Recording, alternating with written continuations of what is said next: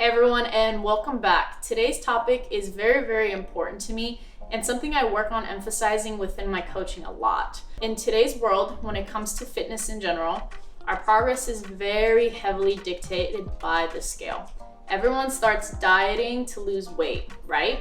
Very few people actually focus on cleaning up their eating habits, incorporating more activity, or focus on other areas of wellness in order to just feel better and ignore the scale altogether. And you know what? That's totally fine in some capacity. I mean, I work in Hollywood, right? I understand that vanity is at the forefront of everyone's list of priorities. However, even with that, how you look and how much you weigh are two completely separate things, right? For example, have you woken up one day, felt really, really good, felt like you were making a lot of progress, and then you stepped on the scale and for some reason it just didn't show that you lost weight, or worse, maybe you gained a bit, maybe you gained a pound. And how often did that actually ruin your whole day and make you question why you're even trying so hard? Trust me, I've been there myself, so I know that most people have as well.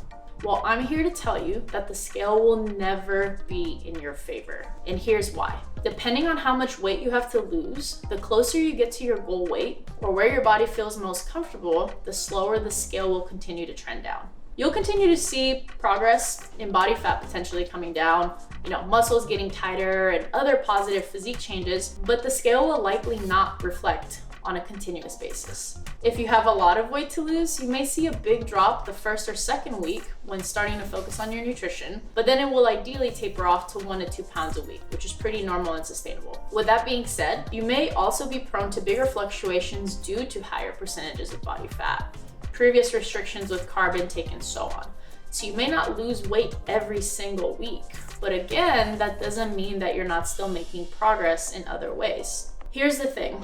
Our weight is subject to fluctuate daily, 3 to 5 pounds on average for most individuals due to a lot of factors. Stress, sleep quality, sensitivities to specific foods you may have eaten, foods that are high in sodium and sugars, GI issues and bowel movements, tough physical activity or workouts and overtraining, amongst many, many other factors. This means your weight could shoot up on the scale any given day, but again, as a product of inflammation or water retention from one of the factors that I just mentioned. This doesn't mean that you're actually gaining body fat. It just means that the scale is saying your body has had an inflammatory response to something or some outside stressor on your body.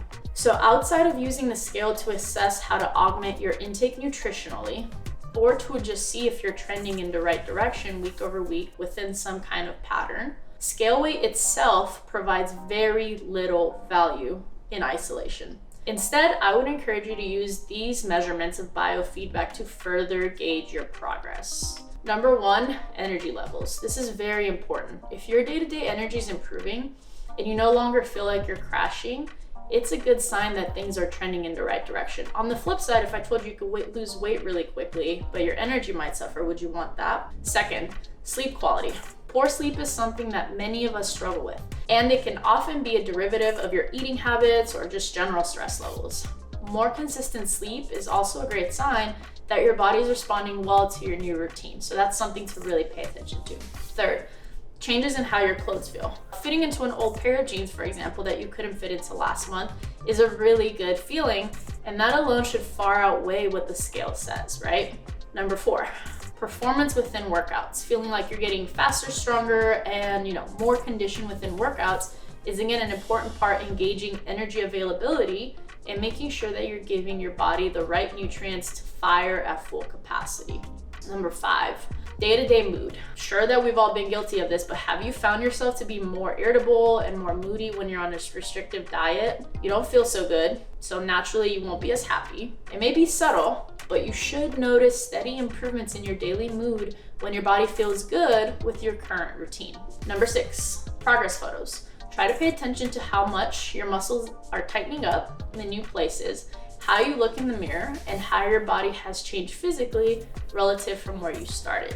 Next, compliments from family and friends. So knowing that people are noticing is a really, really good feeling, and it motivates a lot of us.